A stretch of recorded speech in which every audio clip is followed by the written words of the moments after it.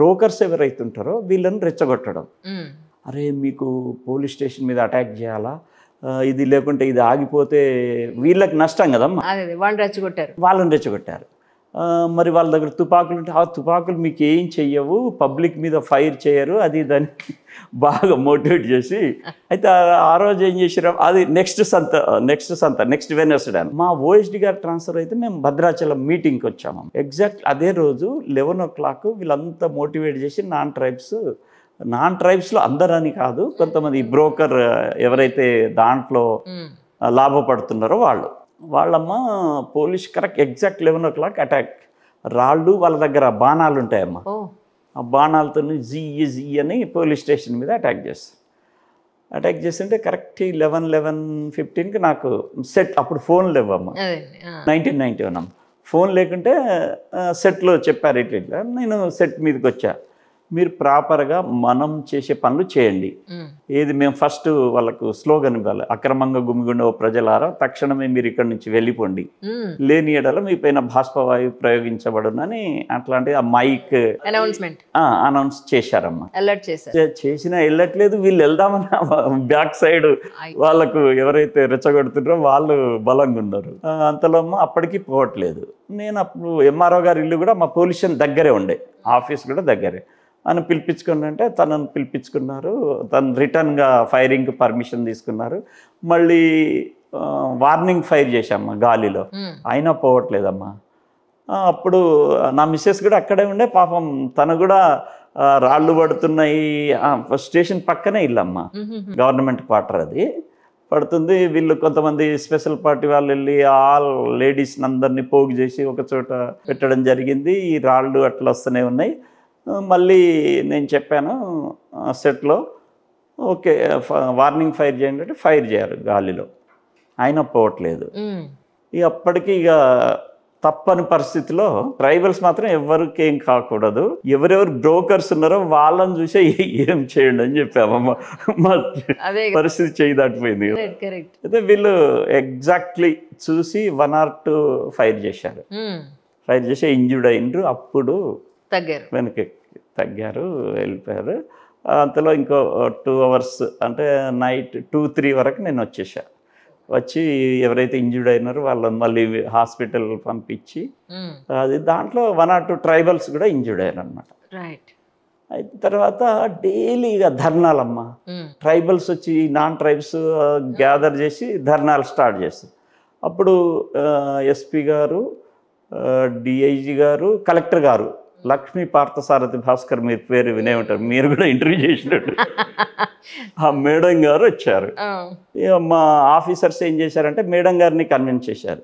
Madam sub ఇన్స్పెక్టర్ని suspend చేసేద్దాం, issue problem clear అవుతుంది. Madam గారు నన్ను పిలిచి ఏంటిదమ్మా ఏంటిది అసలు జరిగింది అంటే, మేడం నేను ఏ విలేజ్కి వెళ్ళా అందరూ లేడీసే నన్ను ఇట్లా మీరు వాళ్ళు బాధలు చెప్పుకుంటున్నారు, ఈ కోడి పందాలు బంద్ చేయండి అని.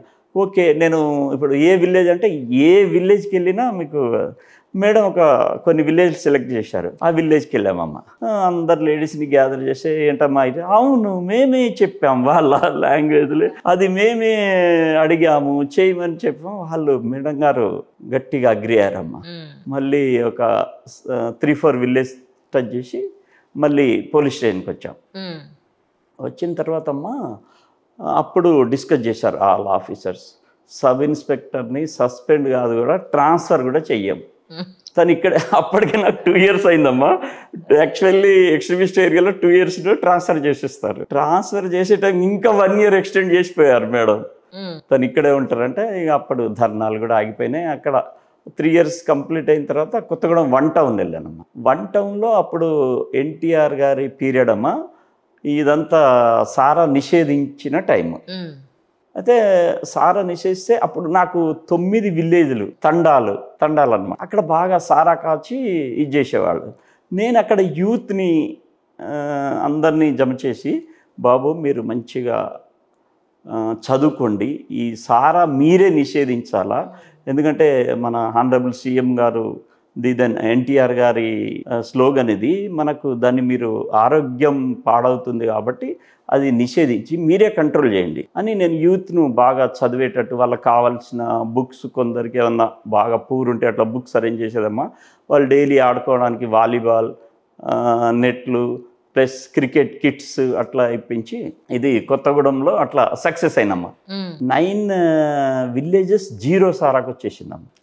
కొత్తగూడెం టౌన్ ప్లస్ నాకు పక్కన 9 villages. అప్పుడు ఇంకొక ఇన్సిడెంట్ జరిగిందమ్మా. అక్కడ ఏంటంటే భాగం శ్రీధర్ అని కబడ్డీ నేషనల్ ప్లేయర్ అమ్మా. అతను పేర్లు బరే గుర్తున్నాయి సార్ మీకు ఎన్నాళ్ళైనా? మొత్తం ఓన్గా రాసేది కదమ్మా. అట్లా కరెక్ట్ భాగం శ్రీధర్ నేషనల్ ప్లేయర్. అతనికి మర్డర్ కాబడ్డాడమ్మా. అది మర్డర్ అయితే రిలేటివ్ ఒకతను భాగం కేశవరావు గారు అని సిపిఐ లీడర్, ఆయన మంచి హానెస్ట్ లీడర్ పాప. అతను సార్ ఇట్లా మా బాబు కనబడట్లేదు, ఎప్పుడైందంటే మే నుంచి అరే మీరు ఇన్ని రోజులు అంటే నా దగ్గరకు వచ్చింది ఆగస్ట్ అమ్మా. మరి ఇన్ని రోజులు ఎందుకు రాలేదంటే సార్ మేము ఇది నేషనల్ కబడ్డీ ప్లేయర్ కదా సార్, ఎక్కడన్నా అట్లా అదర్ స్టేట్కు కోచింగ్కు దానికి దీనికి వెళ్తుంటాడు, అట్లా మేము అనుకున్నాం కానీ స్టిల్ రావట్లేదు సార్ అంటే అప్పుడు నేను ఫస్ట్ కేసు ఫైల్ చేసి మ్యాన్ మిస్సింగ్ కింద కేసు ఫైల్ చేసి నా ఇన్ఫార్మెంట్స్ని అలర్ట్ చేశాను. ఒక ఇన్ఫర్మేషన్ వచ్చింది ఏంటంటే అక్కడ గంగపుత్రులకు చెందిన ఒక అబ్బాయి యొక్క సిస్టర్కి వీళ్ళకు ఏదో ఇది జరిగింది. అయితే ఇతను మా సిస్టర్ వాళ్ళకి ఆల్రెడీ సంబంధం కుదిరిందన్నమాట. ఇది మా పరుబోయే ప్రోగ్రామ్ అని చెప్పేసి ఏం చేశారు, తను వాళ్ళ ఇద్దరు ఫ్రెండ్స్ని తీసుకొని కొత్తగూడెం సినిమాకి రావాలి. వీళ్ళు ఒక ప్లాన్ వేశారు. ఈ భాగం శ్రీధర్ ఫ్రెండ్స్ ప్లస్ ఇతని ఫ్రెండ్స్ ముగ్గురు కలిసి కొత్తగూడెం రావాలంటే ఫస్ట్ సుజాత్ నగర్ రావాలి, ఒక 3 kilometers బై వాక్ అనమాట. వచ్చి కొత్తగూడెంలో సినిమా చూసి రిటర్న్లో వీళ్ళు ఫస్టే ప్లాన్ వేసుకున్నారు. ఒక పగ్గం అంటే తెలుసమ్మా, ఇంత తాడు ఉంటుంది, ఆ తాడు కొనుక్కున్నారు వాళ్ళు ఫస్టే షాప్లో.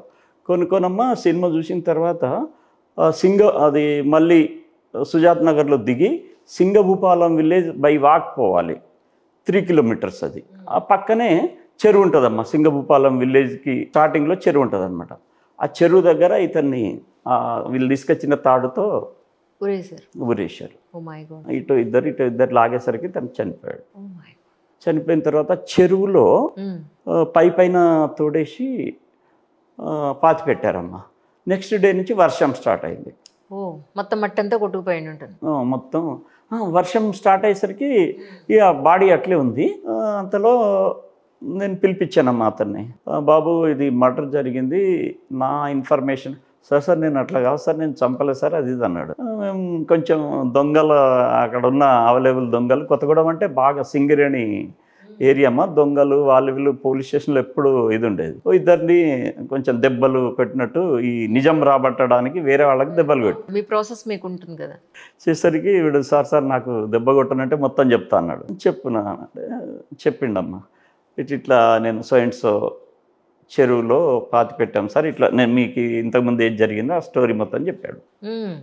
మరి ఇప్పుడు చూపిస్తావా బాడీ వస్తుందంటే, సార్ నాకు పాయింట్ తెలుసు, ఎందుకంటే వాళ్ళు గంగపుత్రులు కాబట్టి చేపలు పట్టేవాళ్ళు కాబట్టి మొత్తం తెలుస్తుందంటే వెళ్ళామమ్మ. వెళ్ళి నేను ఒక 10 మంది గజయితగాళ్ళు, మా ఫోర్స్ ఒక లిటిల్ ఫోర్స్ 4-5 మా వాళ్ళు, ఒక ఫోటోగ్రాఫర్ ఆనంద్ ఫోటోగ్రాఫర్ అని ఎక్స్పర్ట్ అమ్మా. ఆయన పోలీస్ ఫోటోగ్రాఫర్. ఎప్పుడు ఏ పోలీస్ స్టేషన్లో ఇట్లాంటి ఇన్సిడెంట్ జరిగినా ఆయన వస్తారు. మంచి ఎక్స్పర్ట్, ఎప్పటి నుంచో ఫోటోగ్రఫీ కాబట్టి కొన్ని అతని ద్వారా కూడా మేము సలహాలు తీసుకునేది. తెప్ప పడవలు ఐడియా ఉందమ్మా, చిన్నగా ఉంటాయి. ఒక్కొక్క పడవ మీద 4 వెళ్ళాం. వెళ్ళిన తర్వాత అతను ఒక పాయింట్ చూపించాడు. ఆ పాయింట్ దగ్గరికి వెళ్ళాడు. సార్ నేను నడుము కట్టేస్తే ఈ తాడుతో లాగితే వచ్చేస్తాను. లాగి చూసినామమ్మా, బాడీ మధ్యలోకి వెళ్ళి కట్ అయి తాడు వచ్చేసింది. రాగానమ్మ విపరీతమైన స్మెల్, ఆ ఫ్యాట్ ఆయిల్ అంతా పైకి వస్తా ఉంది. వచ్చేసరికి వీళ్ళందరూ ఎవరైతే గజయితగాళ్ళు ఉన్నారో వాళ్ళు పారిపోయారు. ఆ స్మెల్ విపరీతమైన స్మెల్, మాకు పోయే పరిస్థితి ఉండదు కదా. ఇక మరి ఎట్లా బాబు ఇది కట్ అవుతుందంటే, సార్ నేను మొత్తం లోపలికి వెళ్ళి పార్ట్స్ మొత్తం తీసుకొస్తానని ఫస్ట్ 2 చేతులు తీసుకొచ్చాడు, కాళ్ళు, అట్లా ఒక్కొక్క పార్ట్స్ మొత్తం తెప్ప పైన పేర్చాడమ్మా. తెలిస్తే అక్కడ భాగం శ్రీధర్కి సంబంధించిన వాళ్ళు చాలామంది గ్యాదర్ అవుతున్నారు. ఆ చెరువు నుంచి నాకు బయట ఓపెన్ ప్లేస్లో కనబడుతుంది. ఇతన్ని ఏం చేసా, వేరే తెప్ప పైన వేరే పోలీస్ స్టేషన్కి పంపించాం. సెట్లో అలర్ట్ చేసి మా సీనియర్ ఆఫీసర్స్కి అందరికీ అలర్ట్ చేసి అక్కడ స్పాట్లో డాక్టర్ని పిలిపించి పోస్ట్ మార్టం చేసి ఆ బాడీని అంటే ఇక ఏ పార్ట్స్ ఎట్లేదేమో. అప్పుడు డిఎన్ఏ టెస్ట్లు ఇవి లేవమ్మా, అంత అవేర్నెస్ లేదు, అంత అవేర్నెస్ లేదు. ఎఫ్ఎస్ఎల్కు ఏదైతే స్కల్ ఉందో ఆ స్కల్ పంపించి ఎఫ్ఎస్ఎల్ రిపోర్ట్ ద్వారా మళ్ళీ సేమ్ అతనిదే భాగం శ్రీధర్ అని రిపోర్ట్ వచ్చిన తర్వాత కేసు కూడా కన్విక్షన్ అయిందమ్మా. అది అట్లా అంటే ఇది కొత్తగూడెంలో ఈ ఇష్యూ అమ్మా.